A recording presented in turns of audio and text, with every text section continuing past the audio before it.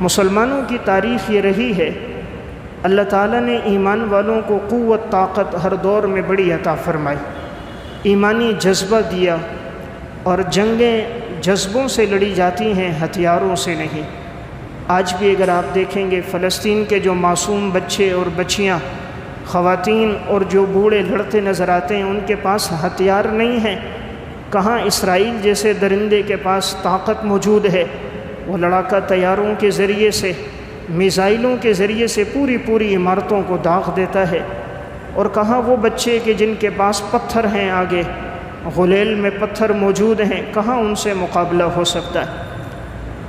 جنگ تو تب ہوتی جب میدان کی جنگ ہوتی، یہودی میدان میں آ کر مسلمان سے لڑتا، آمنے سامنے کی جنگ ہوتی، پھر پتہ چلتا بہادر کون ہے، بزدل کون ہے، جان دینے والا کون ہے،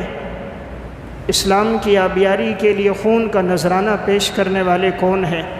لیکن یہ بزدل لوگ دور سے